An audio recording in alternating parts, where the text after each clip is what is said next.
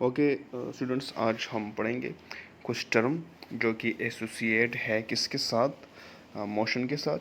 जिस तरह previous lecture में हमने आपको बताया था कि कुछ टर्म है ख़ास जो कि मोशन को डिस्क्राइब करने के लिए इस्तेमाल होते हैं। ठीक है। तो सबसे पहले उसमें एक टर्म है आपके पास फिज़िक्स में, पोजीशन। पोजीशन कैसे कहते हैं इनको समझते हैं। तो position is the location of an object. Position जो है ऑब्जेक्ट के लोकेशन को कहा जाता है, whether it is a person, A ball और ए पार्टिकल। या तो कोई एक पर्सन होगा, या तो एक बॉल होगा, या पार्टिकल होगा। Eight A given moment and time, एक ख़ास टाइम के लम्हे में। ठीक है, एक ख़ास टाइम में। मतलब इसका ये है कि पोजीशन उसे कहा जाता है, बॉडी के लोकेशन को कहा जाता है। ठीक है, एक ख़ास लम्हे में कि अभी जो एक बॉडी है जिसने मोशन किया है, अब वो कहाँ पे है, पहले कहाँ पे था, अब उसका जो न्यू लोकेशन है वो कहाँ पे है। जिस यहाँ पर आप समझ जाएंगे, यहाँ पर एक छोटा सा बच्चा है जो कार में बैठा हुआ है। ठीक है, तो स्टार्टिंग में इसका जो इनिशियल पोजीशन है वो यहाँ पे ज़ीरो है, लेकिन थोड़े से टाइम गुज़रने के बाद इसने मोशन किया और इसने पोजीशन को चेंज कर दिया, तो अब इसकी पोजीशन यहाँ पे है। ठीक है, पोजीशन जब भी आप इसको देखना चाहें तो आप एक रेफरेंस पॉइंट से पोजीशन बताएंगे। रेफरेंस पॉइंट उसे कहा जाता है कि आप पहले किस पॉइंट पे हैं। ठीक है, यहाँ पर ग्राफ में अगर आप देखें तो यहाँ पर रेफरेंस पॉइंट ज़ीरो लिया गया है, जिस तरह मैं डॉट कर रहा हूँ यहाँ पे। ठीक है, यहाँ पर ग्राफ में आपको दिखाया गया है रेफरेंस पॉइंट ज़ीरो, एक बॉडी का रेफरेंस पॉइंट ज़ीरो है। थोड़ा सा वक्त गुजरने के बाद उसने क्या किया, थोड़ा सा फासला तय किया। टाइम गुजरने के बाद बॉडी ने क्या किया, थोड़ा सा पोजीशन को चेंज कर दिया और यहाँ पे आ गया। अब जो न्यू पोजीशन उसका है वो ये है। ठीक है, this is the new position of the body. ठीक है, आसान अल्फाज में पोजीशन उसे कहते हैं बॉडी के मोशन के बाद न्यू पोजीशन, जहाँ पे वो है, कहाँ पे है, उसको बताना पोजीशन कहा जाता है। पोजीशन वेक्टर है।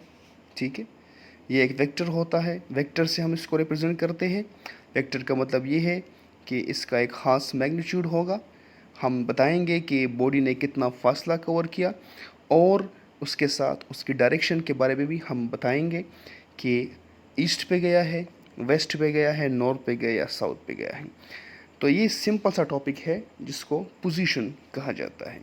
ठीक है, पोजीशन में यही होगा कि आपका पहले इनिशियल पॉइंट होगा, उससे आप स्टार्ट लेंगे और फिर एक ख़ास पॉइंट पर जाएंगे। क्लियर है? तो ये जो ख़ास पॉइंट पर कुछ टाइम गुजरने के बाद आप यहाँ पे आते हैं, तो दिस इज़ योर पोजीशन, ये आपका पोजीशन कहलाता है। नेक्स्ट हमारे पास जो मेन टर्म है वो है स्केलर एंड वेक्टर। ठीक है, स्केलर कैसे कहते हैं, वेक्टर कैसे कहते हैं, इसको पढ़ते हैं। फिज़िकल क्वांटिटीज़ में बास क्वांटिटीज़ स्केलर फिज़िकल क्वांटिटीज़ कहलाती है, और बास क्वांटिटीज़ वेक्टर फिज़िकल क्वांटिटीज़ कहलाती है। फ़िज़िकल क्वांटिटी उसे कहा जाता है जिसको हम ऑब्ज़र्व करते हैं, उसका मुशाहिदा करते हैं। फॉर एग्ज़ाम्पल, एक हमारे पास कुछ चीज़ रोनुमा हुई, एक वाक़या रोनुमा होता है, या कोई हमारे पास कोई हैपनिंग्स होती है किसी चीज़ की। ठीक है, उसको हम ऑब्ज़र्व करते हैं और उसके बारे में मज़ीद मालूमात लेना चाहते हैं, उसको मेज़र करना चाहते हैं, उसको फ़िज़िकल क्वांटिटी कहा जाता है। फॉर एग्ज़ाम्पल, मैं ज़मीन ले रहा हूँ किसी से। ठीक है, तो जब मैं ज़मीन लेता हूँ तो पहले उस ग्राउंड का मैं मुशाहिदा करता हूँ, और उस मुशाहिदे के बाद मैं उस बंदे से कहता हूँ कि आप मुझे ये बताएं कि ये कितना है, इसका एरिया कितना है। ठीक है, इसका एरिया मुझे बताए, تو وہ کیا کرتا ہے، پھر میئرمنٹ کرتا ہے، اس کی لینتھ کو میئر کرتا ہے، ویڈتھ کو میئر کرتا ہے، مجھے کہتا ہے کہ یہ اتنے مرلے کا پلاٹ ہے یا یہ اس کا اتنا ایریا ہے. ٹھیک ہے. تو مطلب اس طرح سے بہت سی چیزیں اور بھی ہمارے سامنے رونما ہوتی ہے، اور اس چیزوں کو ہم معلوم کرنا چاہتے ہیں، ہمیں ضرورت ہوتی ہے. تو اس قسم کی سچویشن کو آبزرو کرنا اور پھر اس کو میجر کرنا فزیکل کوانٹٹی کہلاتا ہے. فزیکل کوانٹیز میں بعض اسکیلر ہوتے ہیں اور بعض ویکٹر ہوتے ہیں. اسکیلر وہ کوانٹیٹیز ہے جس کو مکمل ڈسکرائب کرنے کے لیے، جس کو مکمل طور پر لوگوں کو سمجھانے کے لیے ہمیں صرف میگنیچیوڈ کی ضرورت ہوتی ہے. مطلب ہمیں صرف نومیریکل ویلیو کی ضرورت ہوتی ہے.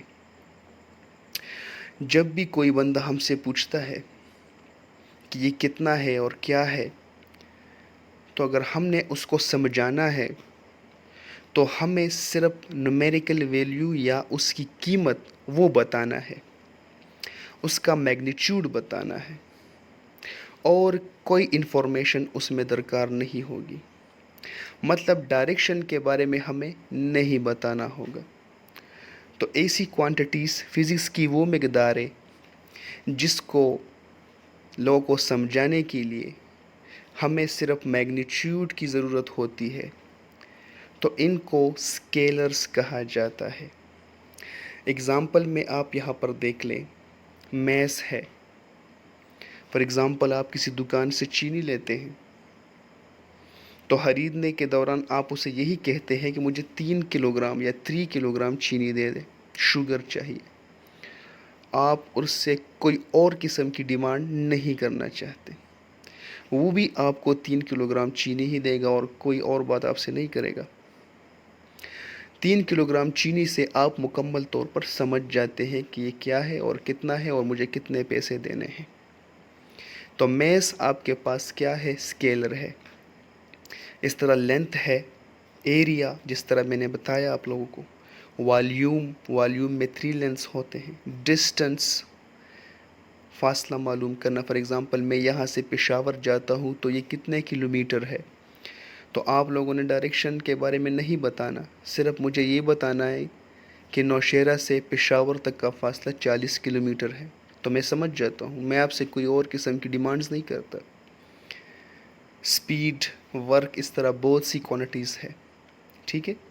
تو ان کوانٹیز کو اسکیلر فزیکل کوانٹیز کہا جاتا ہے.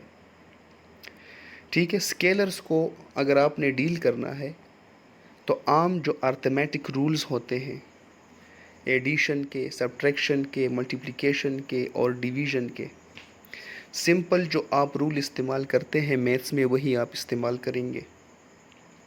کس طرح؟ فار ایگزامپل آپ سے کوئی کہے کہ 5 kilo gram sugar, 5 kilo gram چینی اور پھر 10 کلو گرام شوگر، یہ کس کے برابر ہوگا؟ اس کو ایڈ کرو تو آپ کہیں گے 15 کلو گرام شوگر.